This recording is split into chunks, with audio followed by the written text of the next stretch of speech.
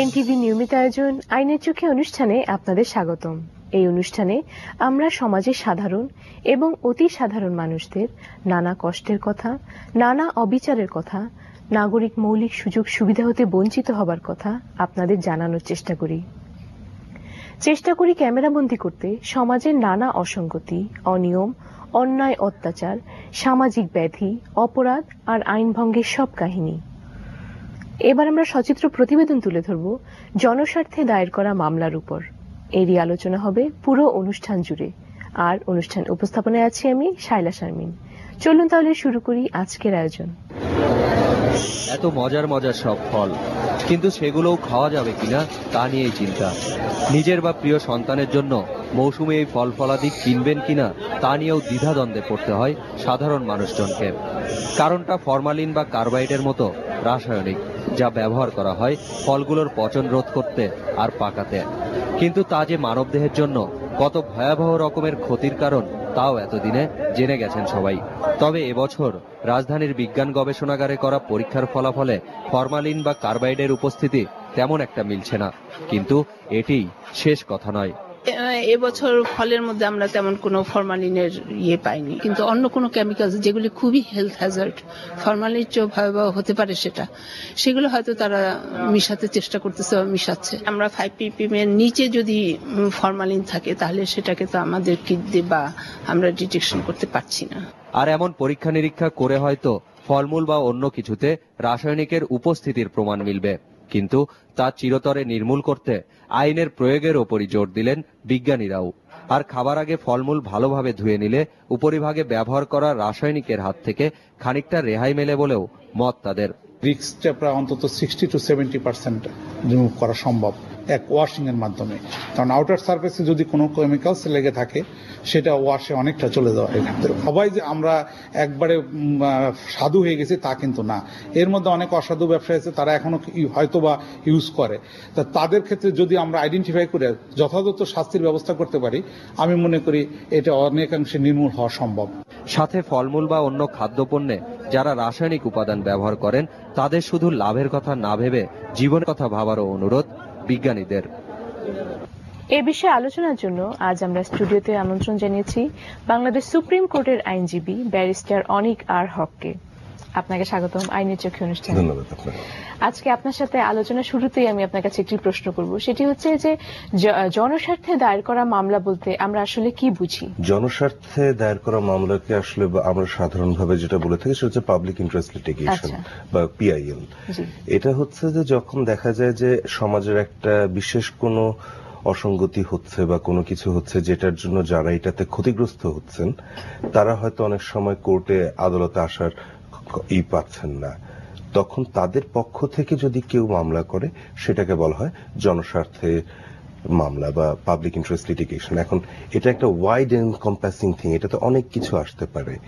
এটাতে যেমন আমরা আইনের ব্যত্যয়ের কথা আনতে পারি, সেরকম যদি আমাদের পরিবেশের ক্ষতির কথা আসতে পারে, সেরকম এখানে আমাদের মানে এমন কোনো কিছু নাই যেটা জনস্বার্থে হয়তো আঘাত করছে না, নিয়ে আসা যায় না আদালতের সামনে। তো একটা বিশাল একটা ক্ষেত্রের ব্যাপারে আমরা কথা বলছি এখানে। আচ্ছা, যদি এমন হয় যে কোনো ঘটনা জনস্বার্থকে আঘাত করছে, তখন কি যে কেউ এই ধরনের মামলা করতে পারে?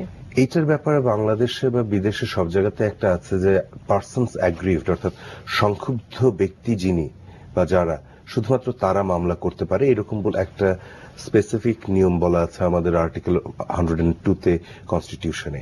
কিন্তু এর বাইরে দেখা গেছে যে এইভাবে তো আসলে যত সময় গিয়েছে তত দেখা গেছে যে জনস্বার্থ জিনিসটা বড় হচ্ছে এবং শুধুমাত্র যে অ্যাগ্রিভডরাই আসতে পারবে এই কনসেপ্টটা থেকে আসলে আমরা এখন বার হয়ে চলে এসেছি। এখন যেটা দাঁড়িয়েছে সেটা হচ্ছে যে এমন কোন ব্যক্তি যিনি পাবলিক স্পিরিটেড সিটিজেন, অর্থাৎ হি ইজ কনসিয়াস সিটিজেন, একজন বিবেকবান ব্যক্তি, তিনি যদি মনে করেন, তার যদি মনে হয় যে এই কাজটার মাধ্যমে দেশের রেভিনিউয়ের বলি অথবা সাধারণ মানুষের বলি কারো একজনের ক্ষতি হচ্ছে, কোনো একটা গ্রুপের ক্ষতি হচ্ছে, তাহলেই তিনি কিন্তু মামলাটা করতে পারবেন। এবং বেশিরভাগ সময় এই মামলাটা হাইকোর্টেই করা হয়, কারণ রিট জুরিসডিকশন আন্ডারেই এটাকে ফেলা হয়েছে। আচ্ছা, এই ধরনের মামলাগুলোতে যে ফলাফল হয় সাধারণ মানুষ সেটা কতখানি উপভোগ করতে পারে বা আদৌ কি পারে?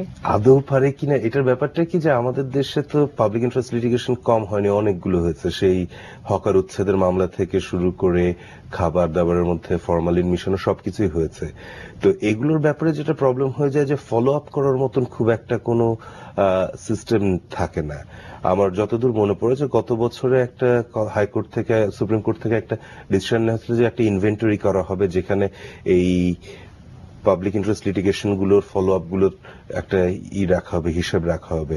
আমার খেয়াল আছে যে হকার উচ্ছেদ মামলাতে অর্ডার দেওয়া হয়েছিল যে প্রতি 2 সপ্তাহ পর পর পুলিশের ঢাকার কমিশনার বা কমিশনাররা হাইকোর্টে লিস্ট জমা দিবেন যে কোথায় কোথায় হকাররা বসতে পারছেন, কিভাবে বসছেন, এবং ওই বাড়ির মালামাল বানানোর যে মালামালগুলো সেগুলো ঠিক মতন রাখা হচ্ছে না।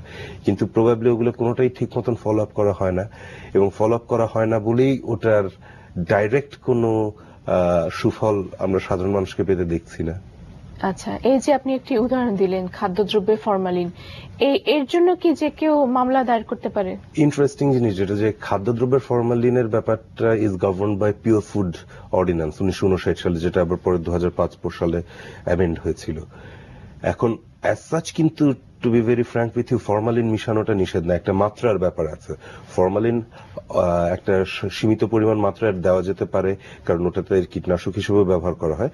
বাট আমাদের দেশে এসে কনসেপ্টটা চেঞ্জ হয়ে গেছে, যেটাকে আমরা মানে প্রিজার্ভার হিসেবে ইউজ করছি, এবং সেই মাত্রাটা এত বেড়ে যাচ্ছে যে ওটা শরীরের জন্য ক্ষতিকর হয়ে যাচ্ছে। এখন এই পিওর ফুড অর্ডিন্যান্স অনুযায়ী যে ব্যক্তি কিনছেন তিনি তো করতে পারবেনই, যারা পাবলিক সেফটি ইন্সপেক্টরস আছেন, বোধহয় পাবলিক স্যানিটারি ইন্সপেক্টর বলেন তাদেরকে, ওই অ্যাক্টের আন্ডারে, তারা করতে পারবেন। এবং সাধারণ একজন মানুষ হিসেবে আমি যদি মনে করি যে এই জিনিসটার ব্যবহারের মাধ্যমে বা এই জিনিসটার করার মাধ্যমে সব পুরো দেশের সাধারণ মানুষ সবার এখানে ক্ষতি হচ্ছে, তাহলে অবশ্যই আমিও করতে পারবো।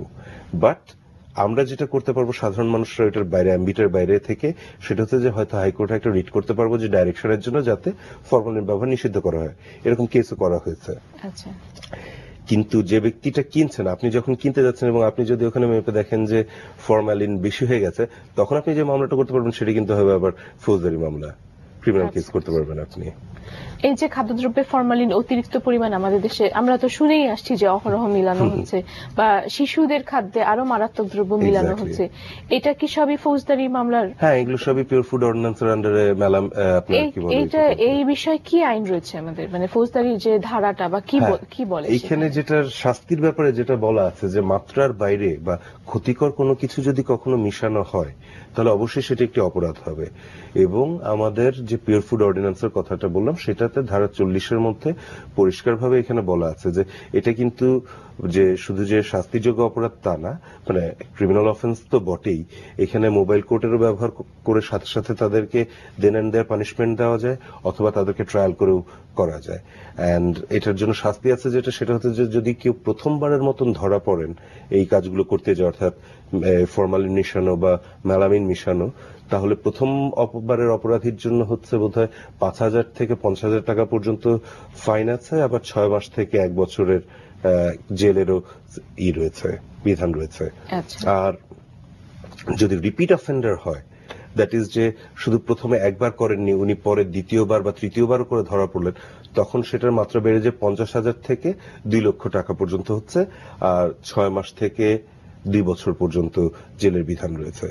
তো সমস্যাটা যেটা হয়ে যায় যে এগুলোদের নামে অনেককেই আমরা সবসময় দেখি যে ধরা হচ্ছে, 50,000 টাকা ফাইন করা হচ্ছে। এখন যারা এই ফরমালিনটা মিশাচ্ছেন তারা কিন্তু একটা পুরো বাণিজ্যিক ওয়েতে জিনিসটা করছেন, তো তাদের কাছে বোধহয় ওই স্পটে 50,000 টাকা দেওয়াটা খুব একটা কঠিন কোনো ব্যাপার না, তারা দিয়ে আবারও সাথে সাথে শুরু করে দিচ্ছেন। এন্ড এর সাথে সাথে কিন্তু সেকেন্ড টাইম বা থার্ড টাইম যে কাউকে ধরা হচ্ছে এই রিপিট কিন্তু আমরা দেখছি না। আর এদেরকে যখন যদি কোনো কারণে মোবাইল কোর্ট বাদ দিয়ে আমাদের নর্মাল ফৌজদারি কোর্টে, ডিস্ট্রিক্ট কোর্টগুলোতে, মানে সেশনস কোর্টে নিয়ে যাওয়া হয়, সেখানে যাওয়ার পরে কি হয় সেটা তো আমরা সবাই জানি যে ওখানে আমাদের মানে জিপিপি সাহেবদের কাজের চাপে হয়তো এই কেসগুলো এত ছোট টাইপের যে তারা খোঁজ রাখতে পারছেন না, পুলিশও তাদের তদন্ত করে রিপোর্ট দেওয়ার সময় পাচ্ছে না, সো এগুলো আস্তে আস্তে আলটিমেটলি ফিজল আউট হয়ে যায়। No one bothers about it. আচ্ছা, কিন্তু আমরা অনেক সময় এমনও দেখি যে ধরা পড়লো হাতে নাতে, শাস্তিও মানে ট্রায়ালের আন্ডারেও পড়ছে, কিন্তু আইনের ফাঁক ফোকর দিয়ে বের হয়ে যাচ্ছে। এ ব্যাপারে আপনি কি বলবেন? এখানে তো একটা মজার জিনিস, যে আইনের যদি ফাঁক ফোকর না থাকতো তাহলে আমরা আইনজীবীরা কি করতাম। তো বিষয়টা হচ্ছে যে আইনের ফাঁক ফোকরটাকে যাতে ঠিক মতন বন্ধ করা যায়, সেটার জন্য কিন্তু খুব বিশাল একটা ভূমিকা পালন করবে হচ্ছে প্রসিকিউশন সাইড। তারা যে পরিমাণ তাদের এফোর্টটা দিবেন, তারা যদি ঠিক মতন ওখানে তাদের লোকবল দিয়ে বলি বা তাদের মেধা দিয়ে যদি তারা মামলাটাকে ওইভাবে তৈরি করেন যে না এখানে আর অন্য কোনো ফাঁক ফোকর বার করার সুযোগ নেই, তাহলেই কিন্তু ডিফেন্স কাউন্সিলরা তাকে বার করার সুযোগ পাচ্ছেন না। So basically fault lies with both the sides, যে এরা পার হয়ে যাচ্ছে। প্রিয় দর্শক, অনুষ্ঠানের এ পর্যায়ে আমরা একটি বিরতি নিব, ফিরে এসে আবার আইনের চোখে।